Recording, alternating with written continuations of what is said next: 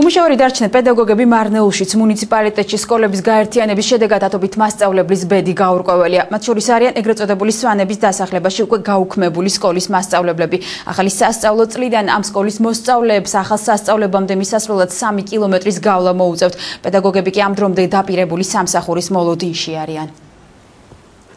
არასოდეს არ მქონია ბავშვთან კონფლიქტი, იმიტომ რომ ბავშვი გზნობდა რომ მიყვარდა.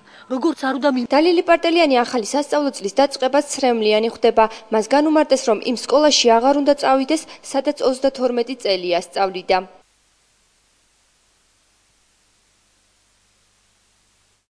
ტერიტორიას, სადაც სკოლა გაუქმდა, სვანების დასახლებას ეძახიან. დაახლოებით 130 კომლი აქ 1987 წელს სვანეთში ჩამოწოლილი მეწყერის შემდეგ დასახლდა.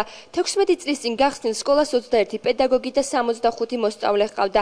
გაერთიანების შემდეგ ბავშვებს სკოლაში მისასვლელად 3 კილომეტრის გავლა მოუწევთ. სწავლის შედეგზე იმოქმედებს, რა თქმა უნდა, ეხლა მე იქიდან წოწიალი აი უკან პატარები არიან და რა თქმა უნდა, ამჟამად არანაირი ტრანსპორტი არ დადის და არ ვიცი იქნება თუ არ იქნება. წინ უძღოდა ამას რაღაც კადრების შეკვეცა იქ, ორგანიზატორის იქ, ყარაულის იქ, ნესი მისი დირექტორის მოადგილის სამეურვეო დარგში. და ძალიან ბევრი ვიღაცა გააუქმეს და საბოლოოდ უკვე სკოლასაც. და რას ამბობენ, თქვენ დაგასაქმებენ იმ მეორე სკოლაში? დაგვასაქმებენ ზოგს 6 საათი აქვს, ზოგს 7 საათი აქვს, ზოგს 10 საათი აქვს.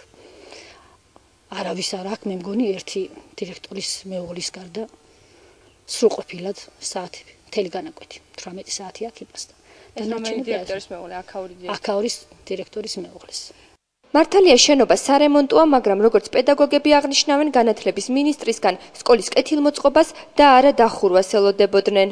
ნამდვილად არ ვიყავით გაფრთხილებულები იმის, რომ სკოლა დაიხურებოდა და ჩვენთვის მართლა ძალიან მოულოდნელი იყო, იმიტომ რომ სულ გვპირდებოდნენ, ახალი სკოლა უნდა აგიშენოთო.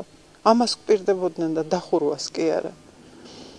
მაგრამ რა ვიცი, ახლა კი დაგვპირდა ეს ჩვენი განათლების რესურს ცენტრის უფროსი, რომ რაღაც საათებს გამოგინახავთ და მოგცემთო, მაგრამ რა ვიცი, აბა ჯერჯერობით გაურკვეველია.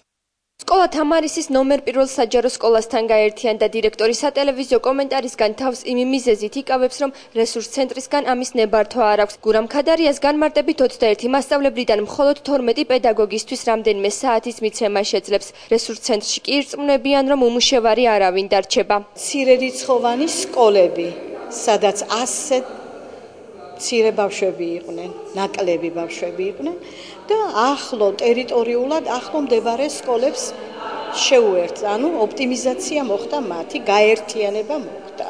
და ამ სკოლის დირექტორებს და მასწავლებლებს თუ დაასაქმებთ? არც ერთი არ არის დაასაქმების გარეშე. ანუ მიეცათ მათ საათები თავისი სპეციალობების მიხედვით. მარნეულის მუნიციპალიტეტში 6 სკოლა გაუქმდა. 6-ვე სკოლას 98 პედაგოგი ჰყავდა. მასწავლებლებს ეჭვი აქვთ, რომ რამდენიმე საათის მიცემით მათი გაჩუმება უნდათ. ნონა სამხარაძე, ლელა ხარშილაძე, მარნეულის ტელევიზია სპეციალურად მრავალკუთხედისთვის.